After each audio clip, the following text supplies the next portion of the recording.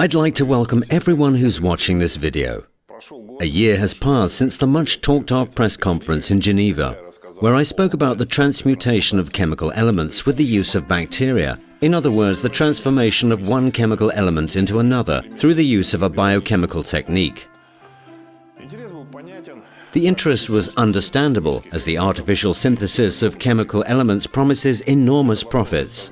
It affords an opportunity to create valuable elements and their isotopes that are in massive demand. There are isotopes, that's to say varieties of elements, which cost tens, hundreds of thousands and even millions of dollars per gram, and they are in short supply.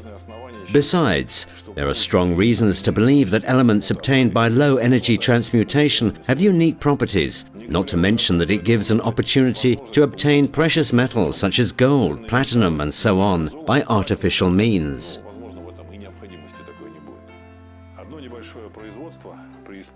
A small production based on low-energy transmutation may yield hundreds of millions of dollars. At the moment, it's clear that the creation of this technology is on the agenda and will become one of the world's fundamental discoveries. Carried away by this idea, my group and I aimed at developing a low-energy transmutation technology for practical application. Usually, things are driven first and foremost by practical considerations and a concern for serious commercial results. Today, we can say something about the achieved gains and the development of the project as a whole. We've made considerable progress. To tell the truth, there were some difficulties with biotransmutation. However, while overcoming these difficulties, we found other methods. Other talented scientists and researchers have joined us.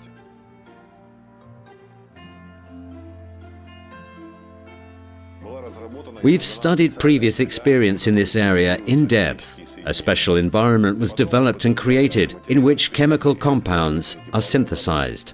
Then we processed our materials by means of special electromagnetic and thermal treatment. It has produced very good results thus far.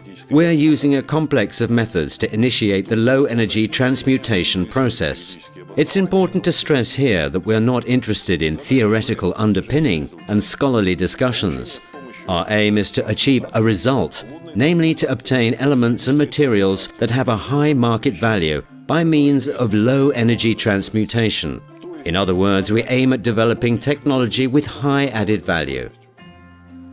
So we set out to do research without being distracted by theory, although there is a range of theories which back our efforts.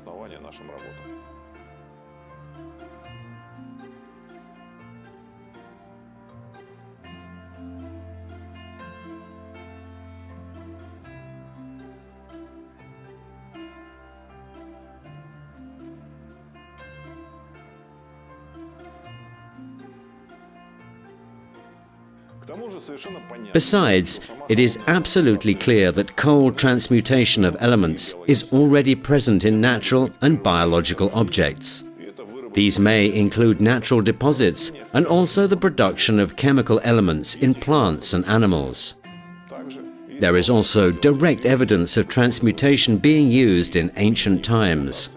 Orthodox science tries to ignore these facts or even block any research in this area.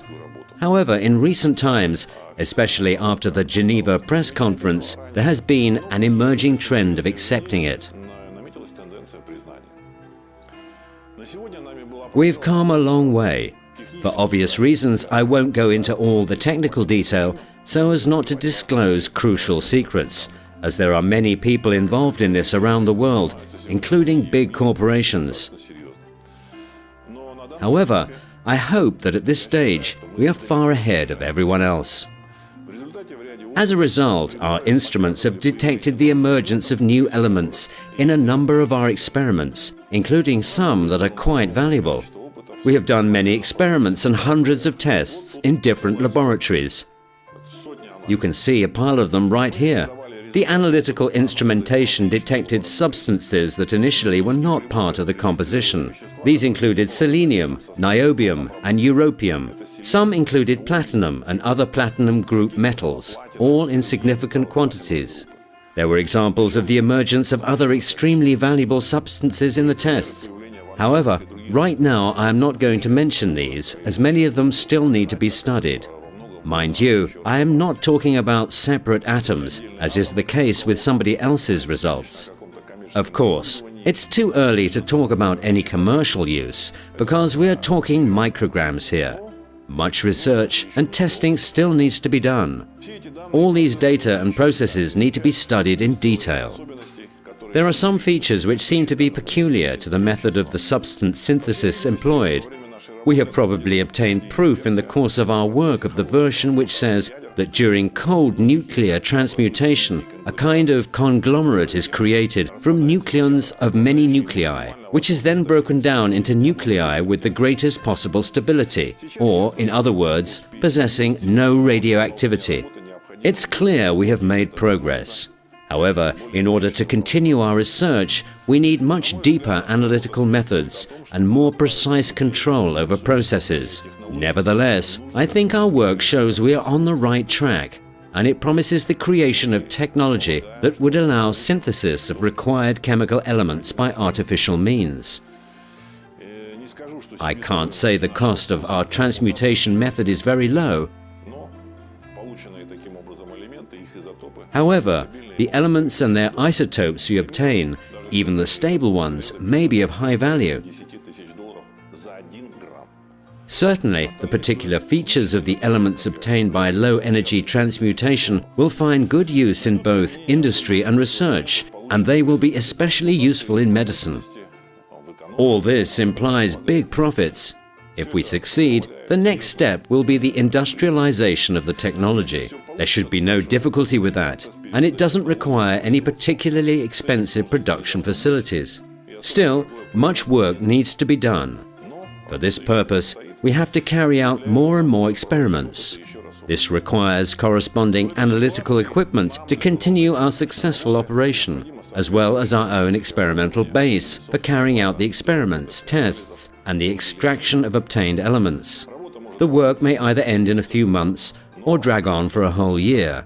However, the results may be a real jackpot. Industrialized low-energy transmutation technology will yield billions of dollars. Apart from the simple sale of different chemical elements and their isotopes, based on present-day demands, there are reasons to believe the elements obtained in the transmutation process will find a special application in human health. After all, even ancient authors mention the beneficial effect of elements obtained by transmutation on the human body. We are currently raising funds to widen the scope of our activities. At first, we did everything very carefully, waiting for the results of our research. Now, we have received a great commercial offer. We don't want to be controlled by big investors, and so we're pursuing the policy of micro-investments, which allows ordinary people to participate in projects. Anyone can enter with an adequate amount. The research will be carried out in Russia and Switzerland. I have to warn here of a certain risk, but if we succeed, the results could yield huge profits. If you want to participate in this undertaking, you can follow the link below the video and receive all necessary information. We're looking forward to welcoming you as part of our project.